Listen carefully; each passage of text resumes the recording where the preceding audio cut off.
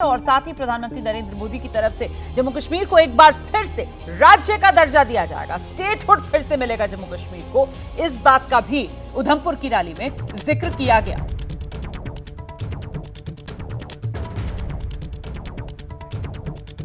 सुनाते हैं आपको क्या कहा पीएम मोदी ने।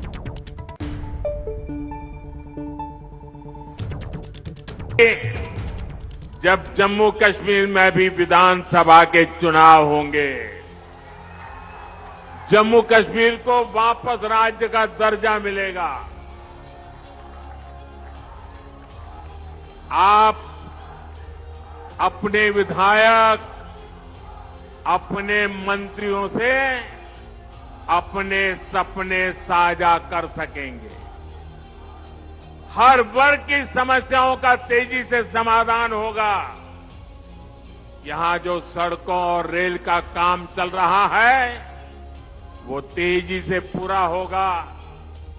देश विदेश से बड़ी बड़ी कंपनियां, बड़ी बड़ी फैक्ट्रियां और ज्यादा संख्या में आएगी। जम्मू कश्मीर टूरिज्म के साथ ही स्पोर्ट्स और स्टार्टअप के लिए जाना जाएगा। इस संकल्प को लेकर मुझे जम्मू कश्मीर को आगे बढ़ाना है। तो एक तरफ उधमपुर की चुनावी रैली में प्रधानमंत्री नरेंद्र मोदी का ये बयान, और इसी पर नेशनल कॉन्फ्रेंस के नेता हैं उमर अब्दुल्ला, उनकी प्रतिक्रिया आई है। चुनाव कराने का आदेश सुप्रीम कोर्ट का है, ये कहना है उमर अब्दुल्ला का, वो तो मानना ही पड़ेगा। सुप्रीम कोर्ट का तो फैसला है, हमारे ऊपर कौन सा एहसान कर रहे हैं। एहसान उनके तरफ से तब होता अगर के सुप्रीम कोर्ट के फैसले से पहले उन्होंने हमें इलेक्शन दिए होते। ये तो अब उनकी मजबूरी बन गई है। सुप्रीम कोर्ट का फैसला है कि 30 सितंबर से पहले जम्मू कश्मीर में असेंबली इलेक्शन जो है वो मुकम्मल किए जाने चाहिए। और जहां तक स्टेटहुड का सवाल है, अभी तक तो हमें समझा नहीं पाए कि हमसे वो छीना क्यों गया। चलिए 370 जो है उनके मंशूर में दर्ज था कई सालों से, लेकिन जम्मू कश्मीर को एक रियासत के रियासत से हटा के उसको यूनियन टेरिटरी का दर्जा देना, ये कहां का इंसाफ था। सीधे रुक करते हैं, आसिफ कुरैशी इस वक्त हमारे साथ मौजूद है और जरा जानते हैं आसिफ से। आसिफ, ये जिस तरीके से चाहे तो जम्मू कश्मीर में विधानसभा का चुनाव हो या फिर जम्मू कश्मीर को राज्य का दर्जा, इसको लेकर जो आर पार देखने के लिए मिल रही है कि प्रधानमंत्री नरेंद्र मोदी चुनावी सभा में इन दोनों बातों का जिक्र करते हैं, उस पर बीजेपी की घेराबंदी की जाती है नेशनल कॉन्फ्रेंस उमर अब्दुल्ला की तरफ से। क्या ये इस बार जम्मू कश्मीर में लोकसभा चुनाव में मुद्दे बन रहे हैं? बिल्कुल रोमाना, देखिए आप जब ये प्रतिक्रिया हमने उमर अब्दुल्ला से, हम इस समय भी डॉक्टर फारूक अब्दुल्ला के घर पे ही मौजूद है। यहाँ पे लोगों के आने का सिलसिला लगातार यहाँ पे जारी है और वो उमर अब्दुल्ला को बधाई देने के लिए आ रहे हैं क्योंकि वो बारामूला से खुद चुनावी मैदान में होंगे। साथ ही श्रीनगर से आगा रूहुल्ला को उन्होंने मैदान में खड़ा कर दिया है और आगा रूहुल्ला के बारे में बता दूं कि वो मुखर रहे हैं अपोज करने में धारा 370 के हटाए जाने के बाद से। और प्रेस कॉन्फ्रेंस में भी जिस तरीके से उमर अब्दुल्ला ने इस बयान पर रिएक्शन दिया है, उससे साफ जाहिर है कि आने वाले चुनाव में जो चुनावी मुद्दे जम्मू कश्मीर में रहेंगे वो भले ही विकास हो, शांति हो, रोजगार हो, लेकिन सबसे बड़ा जो इमोशनल कनेक्ट होगा वो धारा 370 को हटाना, राज्य का दर्जा छीनना और अब जो चुनाव की बात हो रही है वो ही चीजें सामने रख के लोगों से वोट मांगने की कोशिश होगी। और नेशनल कॉन्फ्रेंस ने खुले तौर पर यह बोल दिया है कि वो इन्हीं मुद्दों को आगे लेकर लोगों से इमोशनली कनेक्ट होकर उनसे वोट मांगेंगे ताकि तो ये वो भावनात्मक मुद्दे हैं जो इस बार जम्मू कश्मीर में लोकसभा चुनाव के दौरान छाए हुए हैं और इसीलिए इन पर ये आर पार। प्रधानमंत्री नरेंद्र मोदी ने कहा कि सत्ता के लिए जम्मू कश्मीर में 370 की दीवार बनाई गई थी, लेकिन मोदी ने 370 के मलबे को जमीन में गाड़ दिया है। सत्ता के लिए इन्होंने जम्मू कश्मीर में 370 की ऐसी दीवार बना दी थी कि बस उनकी जिंदगी ये 370 है तभी बचेगी। ऐसा झूठ चलाया, आपके आशीर्वाद से मोदी ने 370 की दीवार गिरा दी। दीवार गिरा दी, इतना नहीं, उस मलबे को भी जमीन में गाड़ दिया है मैंने। तो अनुच्छेद 370, राज्य का दर्जा जम्मू कश्मीर को और जम्मू कश्मीर में विधानसभा चुनाव, ये वो भावनात्मक मुद्दे जो इस बार लोकसभा चुनाव में जम्मू कश्मीर में छाए हुए हैं। अगली खबर का रुख करेंगे, बिहार आपको लेकर चलेंगे। तेजस्वी यादव के मछली खाने वाले वीडियो पर प्रधानमंत्री नरेंद्र मोदी ने नाम तो नहीं लिया, लेकिन निशाना जरूर साधा है तेजस्वी पर। प्रधानमंत्री नरेंद्र मोदी ने उधमपुर की रैली में ही कहा है, नवरात्रि के दिन में लोग नॉनवेज खा रहे हैं, भावना भड़काने के लिए वीडियो दिखा रहे हैं। तो बिना नाम लिए प्रधानमंत्री नरेंद्र मोदी का उधमपुर से तेजस्वी यादव पर निशाना।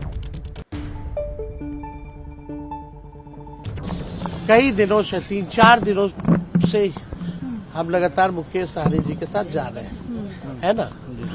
और हमने अभी ट्वीट भी किया है, ये हम जानते थे भाजपा वाले।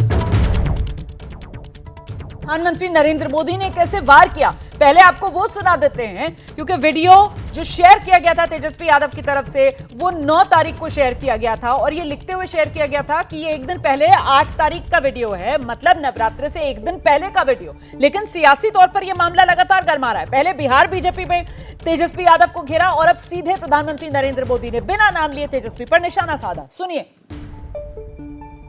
साथियों, कांग्रेस और इंडी गठबंधन के लोगों को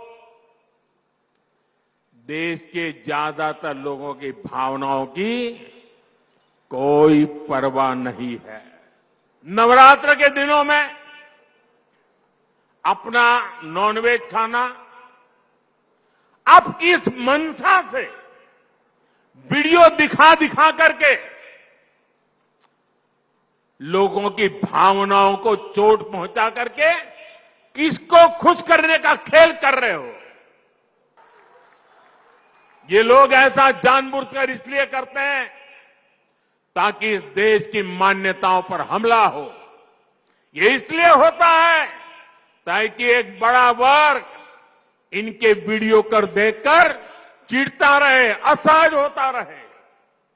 समस्या इस अंदाज से है, तुष्टीकरण से आगे बढ़कर ये इनकी मुगलिया सोच है।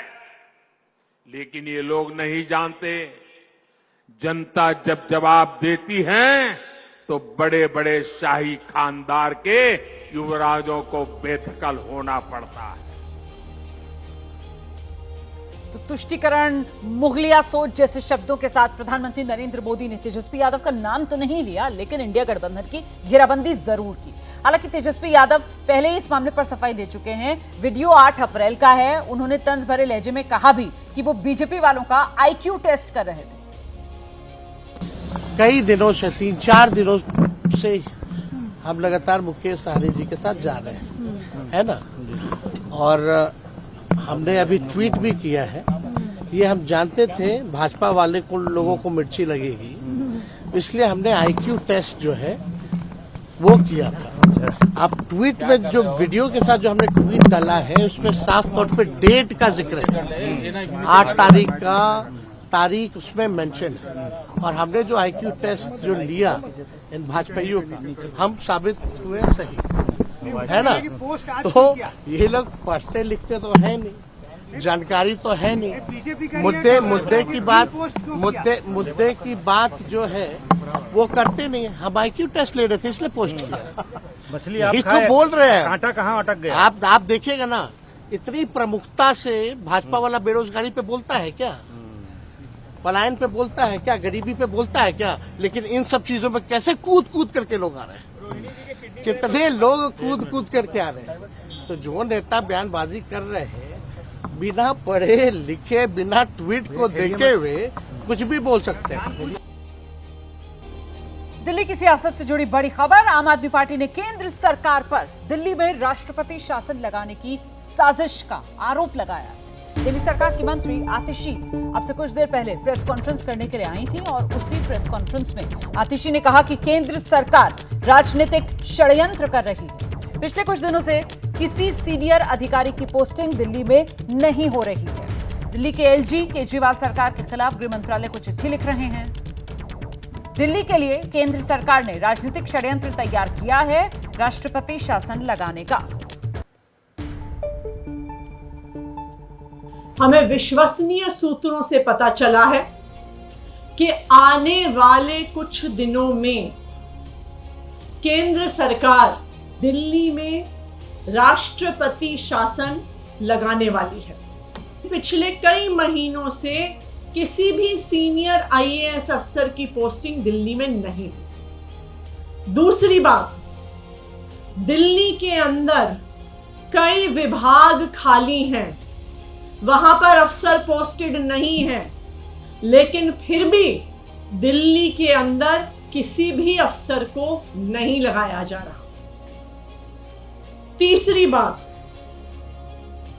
एलजी साहब पिछले एक हफ्ते से एमएचए को बार बार बिना किसी कारण के दिल्ली सरकार को लेके चिट्ठियां लिख रहे हैं। दिल्ली सरकार के अफसरों ने मॉडल कोड ऑफ कंडक्ट का बहाना बनाकर किसी भी मीटिंग में आना बंद कर दिया है। हमने देखा कि किस तरह से एक 20 साल पुराने केस को उठाकर दिल्ली के मुख्यमंत्री अरविंद केजरीवाल के निजी सचिव को बर्खास्त कर दिया। तो ये सारे लक्षण दिखा रहे हैं कि एक बहुत बड़ी साजिश हो रही है।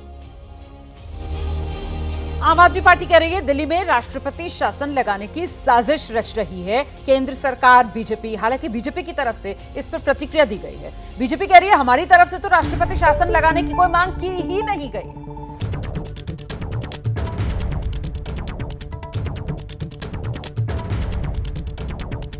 आम आदमी पार्टी सरकार में मंत्री आतिशी ने एक बार फिर से आरोप ये लगाया है। उनका ये कहना है कि दिल्ली में बीजेपी इतनी डर गई है कि राष्ट्रपति शासन लगाने की तैयारी कर रही है। हमारे साथ मौजूद हैं शाहिद इल्मी, बीजेपी के राष्ट्रीय प्रवक्ता।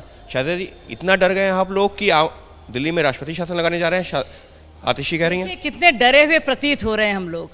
और सोचिए, जिस पार्टी का एक भी लोकसभा सांसद नहीं है, एक था बेचारा, वो भी घबरा कर कूद फांद के आ गया हमारी तरफ।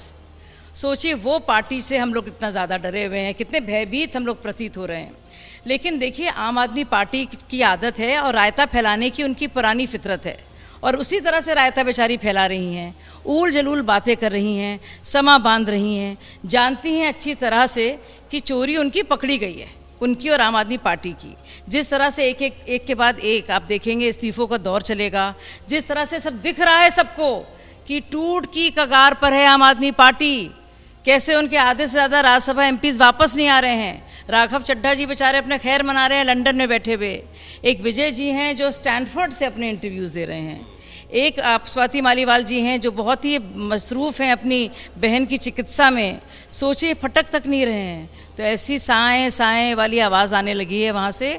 और सिर्फ आतिशी जी हैं, वो भी सोच रही हैं, मंत्री रही हैं बेचारी, क्या होगा उनका। तो ऐसी कोई हॉटलाइन है क्या उनके पास?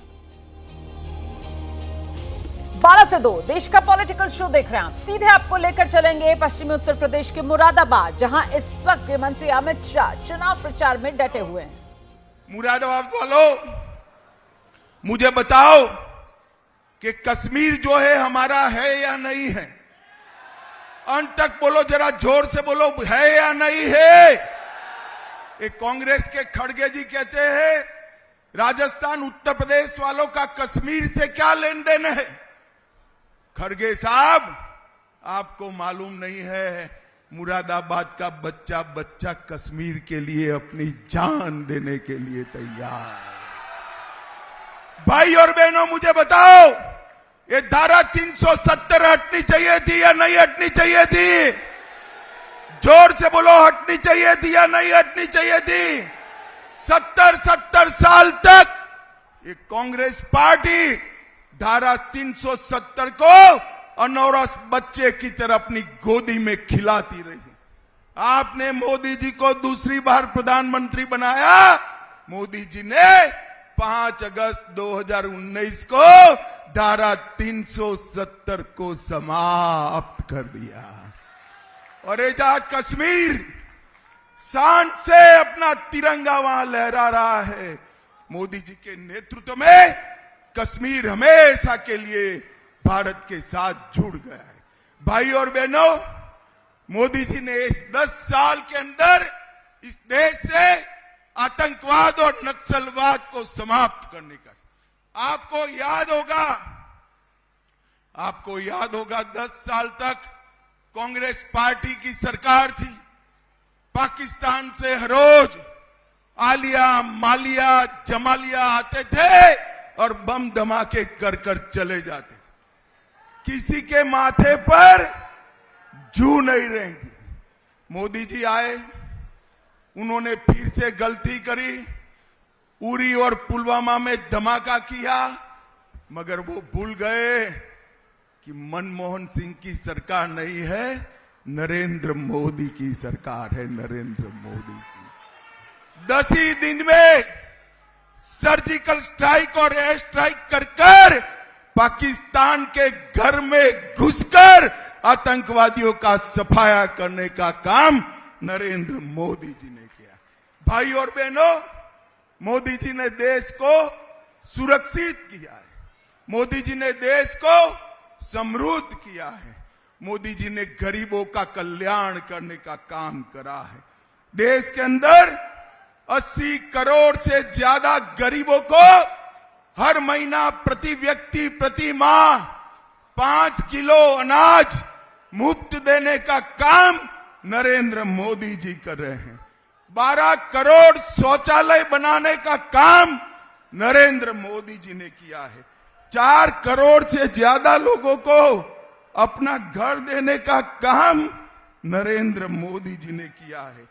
10 करोड़ से ज्यादा माताओं को उज्ज्वला का गैस देने का काम नरेंद्र मोदी ने किया है और 14 करोड़ लोगों।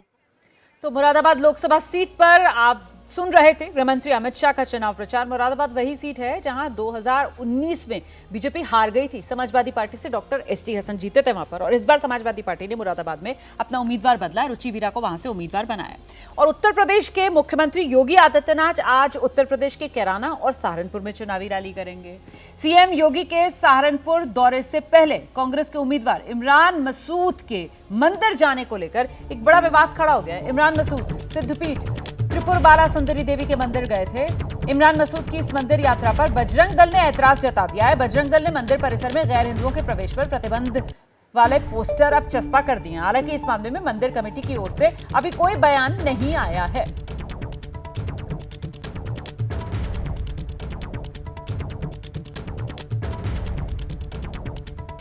तो ये वो पोस्टर है जो बजरंग दल की तरफ से लगाया गया। गैर हिंदुओं का प्रवेश बैन हो, ये मांग बजरंग दल की तरफ से की जा रही है। अभी तक तो ऐसी कोई रीत है नहीं इस मंदिर में। और यहाँ पर जो इंडिया गठबंधन के उम्मीदवार हैं इमरान मसूद, वो पिछले दिनों इस मंदिर परिसर में गए थे। तो क्या ये उसी का सियासी विरोध माना जाए जो बजरंग दल की तरफ से किया जा रहा है और मंदिर में इस तरीके के पोस्टर चस्पा किए जा रहे हैं? ये सवाल बड़ा हो रहा है। सहारनपुर से इंडिया गठबंधन के उम्मीदवार इमरान मसूद की तरफ से जो बयान सामने आया है, जरा वो भी सुनिए आप। भगवान श्री राम के आदर्शों पर चलने का काम करो। जब भगवान श्री राम को वनवास हुआ, वन देवी ने स्वागत किया और कहा, हे प्रभु, मैं क्या कर सकती हूँ आपके लिए?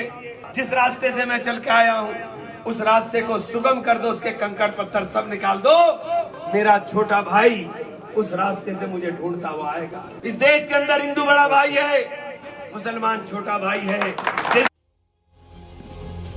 तो हिंदू बड़ा भाई, मुसलमान छोटा भाई, ये एकता वाला, भाईचारे वाले बात इमरान मसूद कर रहे हैं। हालांकि इमरान मसूद मंदिर जाते हैं तो बजरंग दल उसके विरोध में चस्पा मंदिर में पोस्टर कर देता है दीवार पर कि साहब गैर हिंदुओं का मंदिर में प्रवेश बैन किया जाए। अगली खबर का रुख करेंगे। एनआईए के एक्शन पर राजनीति तेज हो गई है। बीजेपी ने ममता सरकार पर ही सवाल उठा दिया है। बीजेपी कह रही है बंगाल में आतंकवादियों के लिए पनाहगाह बना दी है ममता सरकार ने। आतंकवादी खुद को पश्चिम बंगाल में सुरक्षित महसूस करते हैं। ये आरोप लगाकर बीजेपी की तरफ से ममता सरकार पर निशाना साधा जा रहा है। एनआईए का एक्शन हुआ है रामेश्वर कैफे ब्लास्ट में। जो आरोपी, उनको एनआईए ने पकड़ा है और आतंकियों की जो गिरफ्तारी है वो बंगाल से हुई है। इसी को लेकर अब सियासत तेज है। बीजेपी की तरफ से ये राजनीतिक बयान आया है और एनआईए के एक्शन के बाद बीजेपी की तरफ से घेराबंदी ममता सरकार की इस रूप में की जा रही है कि साहब ममता सरकार ने पश्चिम बंगाल को आतंकवादियों के लिए सुरक्षित पनाहगाह बना दिया है और इसी के चलते आतंकवादी जो पश्चिम बंगाल में पहुंच गए और उनकी यहां से गिरफ्तारी हुई।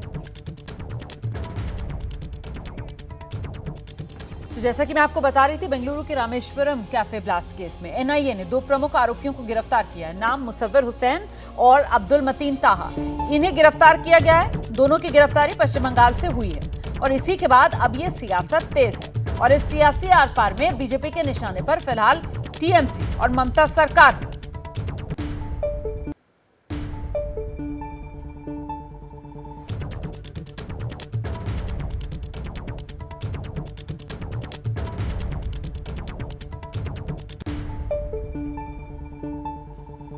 तो बड़ी खबर एक बार फिर से आपको बता देते हैं, बेंगलुरु ब्लास्ट में एनआईए को कामयाबी मिली है। एनआईए ने 2 आरोपियों को गिरफ्तार किया है। बंगाल से दोनों की गिरफ्तारी हुई है, एक मुसव्विर और दूसरे मतीन। इसी को लेकर अब राजनीतिक घमासान। पॉलिटिकल शो में अब खबर बिहार से है। बिहार के मुख्यमंत्री हैं नीतीश कुमार, प्रचार के मैदान में उतरे। नीतीश आज नवादा में रैली करेंगे और उससे पहले नीतीश बस के जरिए प्रचार में जुट गए हैं। तो वो बस में सवार नीतीश कुमार की तस्वीर भी सामने आई है, वो भी आपको दिखाएंगे।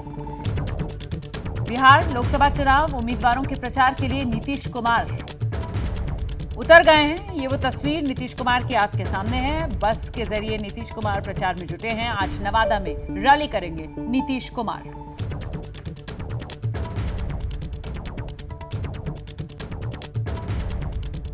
सीएम नीतीश कुमार लोकसभा चुनाव 2024 के लिए प्रचार के लिए निकलने वाले हैं और ये तस्वीर आप उस बस की देख रहे हैं जिस हाईटेक बस से नीतीश कुमार निकल रहे हैं। निश्चय रथ आपको आगे लिखा हुआ नजर आएगा और आज नवादा बिहार शरीफ में जनसभा को संबोधित करेंगे, रोड शो भी करेंगे नीतीश कुमार। और ये पहली तस्वीर एबीपी न्यूज पर आप देख रहे हैं उस हाईटेक बस की जिसमें बैठकर नीतीश कुमार निकल रहे हैं। थोड़ी ही देर में पहली सभा बिहार शरीफ में होगी, दूसरी सभा नवादा में होगी जहां से विवेक ठाकुर इस बार बीजेपी के प्रत्याशी है, उनके लिए प्रचार प्रसार करेंगे।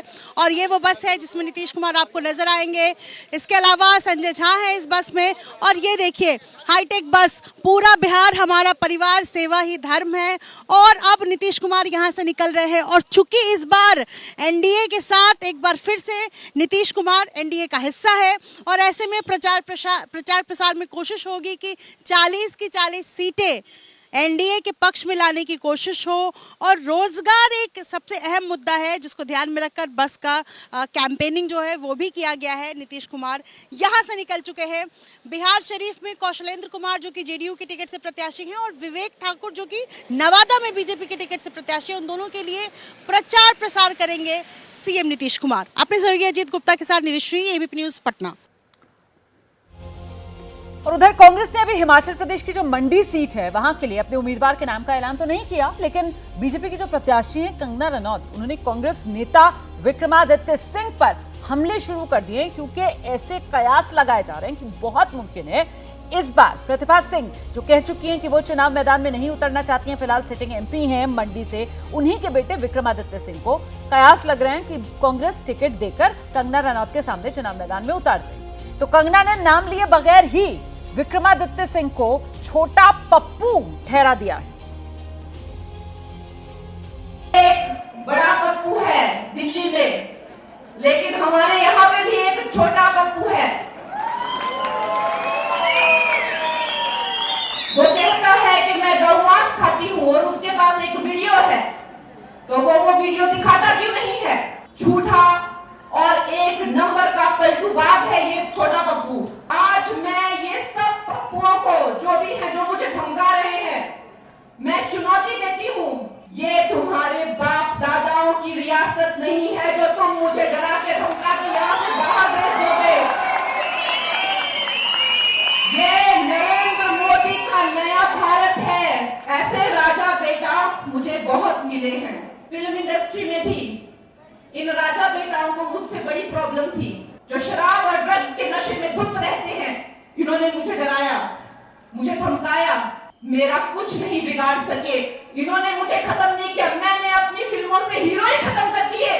जिस तरीके की भाषा शैली का प्रयोग उन्होंने किया है, शब्दावली का प्रयोग उन्होंने किया है, खास करके हमारे लिए, कांग्रेस पार्टी के लिए, हिमाचल प्रदेश के लिए, उसके लिए मैं उनको कोटि कोटि उनका नमन करता हूं। आज तक इस तरीके की भाषा शैली का प्रयोग हिमाचल जैसी पवित्र देवभूमि में नहीं हुआ होगा। कुछ ही महीनों पहले सदी की सबसे बड़ी आपदा मनाली में आई, हिमाचल में आई, मंडी में आई, और आप कहती हैं कि मेरा घर मनाली के अंदर है, मैं मनाली वासी हूं, मगर क्या आप आपदा के समय में एक दिन भी मनाली में गई? मैं आपको ये कह देना चाहता हूं कि हिमाचल को की जनता को कोई लेना देना नहीं है कि आप क्या खाती हैं और क्या मुंबई में पीती हैं। ये हिमाचल के मुद्दे नहीं है।